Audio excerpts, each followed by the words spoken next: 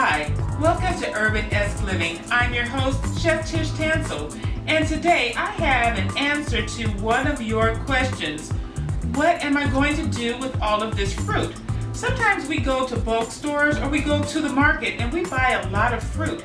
And sometimes we don't have time to eat it all before it starts to go bad. Well, today I'm going to show you a really cool thing to do with that fruit that's going to please you, your family, and your friends. Stay tuned. Hi, I'm Chef Tish Tansil, the host of URBANesque Living. Join me Saturday afternoons at 2:30 on Comcast TV 68. Hi, welcome to URBANesque Living. I'm your host, Chef Tish Tansil, and today I'm here to answer one of your questions about what am I going to do when my fruit starts to ripen. Sometimes you might want to make a smoothie, sometimes you might want to freeze it, but there are other solutions that you can use a ripe fruit for. And today I'm going to show you one of those solutions. Today we're going to be making homemade fruit leather. You know that tasty stuff that kids love? Well, adults like it too. And you can make it at home. Now this is a fruit dehydrating rack. And this is the mat that you make fruit leather with. So if you don't have both of these components, you can actually still make fruit leather in your own oven. You just need a tray and you just need a pan liner. That's it. You're good to go. So what we're going to do first is we're going to cut up our fruit. And so I've selected bananas, apples, kiwi, pear, and an apple, and some orange for a little bit of spice. So I'm going to cut these up.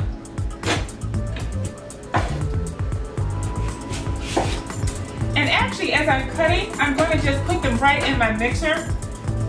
We are all about not having lots of dirty dishes.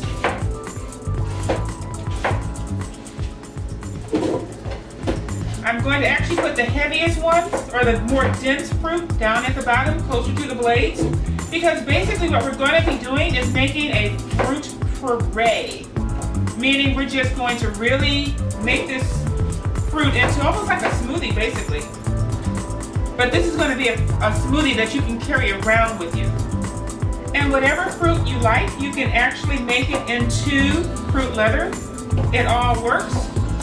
All you need is the fruit.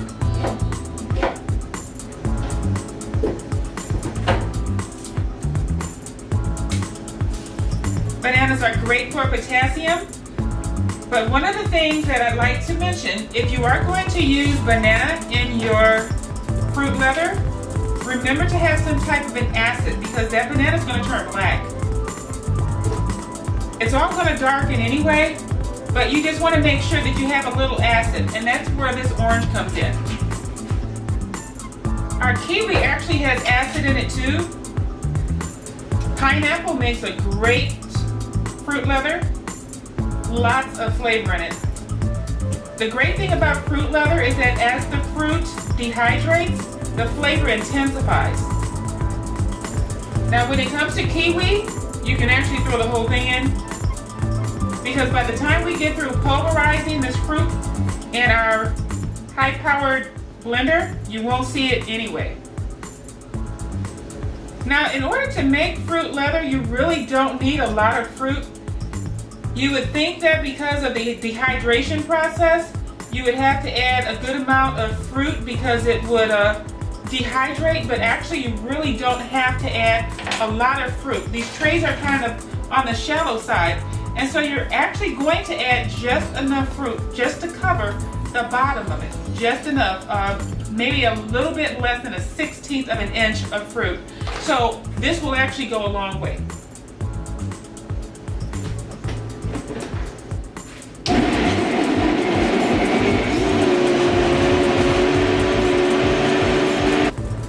So our fruit puree is nice and smooth. This would actually make a delicious smoothie. So if I have some left over, that's what I'm going to do.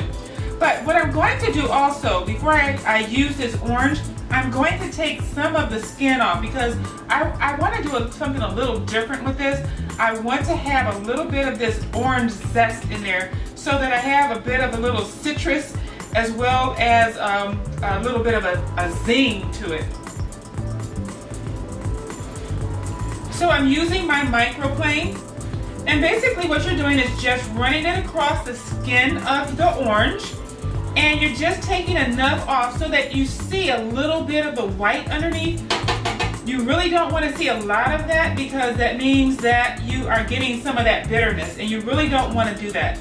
So you're going to go around the entire orange, because I like to try and utilize as much of the product as possible. You can do this with lemons, oranges, limes. This is great for adding a little bit of extra citrus flavor to whatever it is you're doing.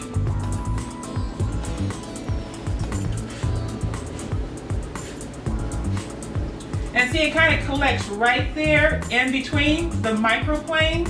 So that way you can just tap it in and you have your orange zest flavor.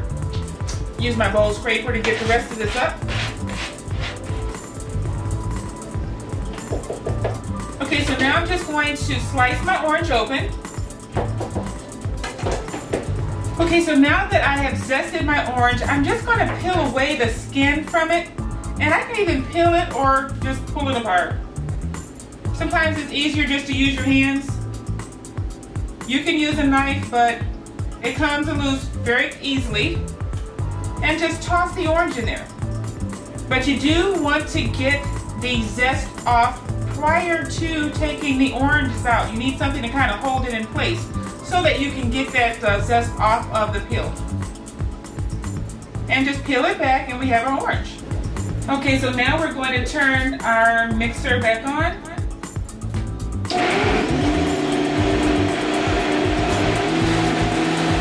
Okay, so now everything is all mixed together. And we are ready for the next step. Now this is actually a very quick and easy thing to do. Okay, so we have our fruit all mixed up and ready to go.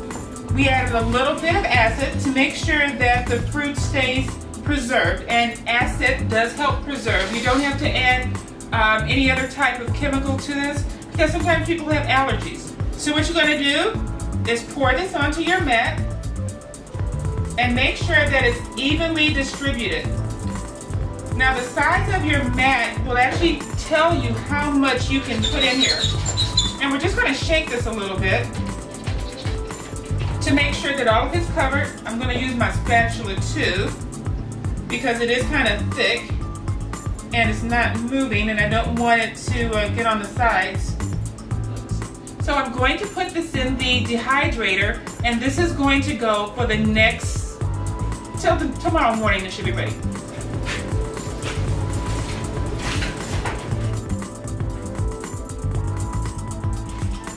Hi, welcome back to URBANesque Living. Now, as you remember, I made some fruit leather, and I put it in the oven about 24 hours ago and just let it go on the dehydrating feature. So I'm going to take it out of the dehydrator now so you can see how beautiful this looks. The house smells all fruity. So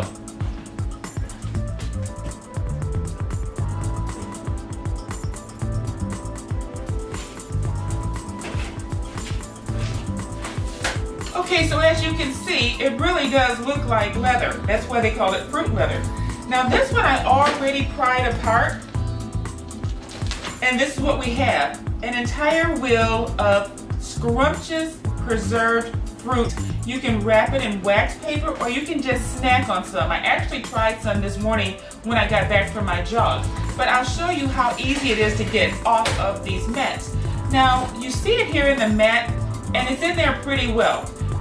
The trick is that you make sure that your leather is completely dry, and that means when you touch it, you don't have any stickiness on your hand. It's completely dry. And so once that happens, when you have these mats such as this, all you have to do is bend back the edges. The fruit leather starts to pull away from the mat surface. So once you get your fingernail or your spatula underneath it, it pulls apart from the plastic mat very easily. There you have it. Homemade fruit leather. I hope you try this. It's very easy to make, very delicious to eat. You can go to my Facebook page if you have any questions on making fruit leather. That's URBANesque Living Facebook. Or you can find me at Tish Tansil. Please tweet me. Let me know if you have any recipes that you would like me to try on air. This is Tish Tansil, and thank you for joining me on URBANesque Living.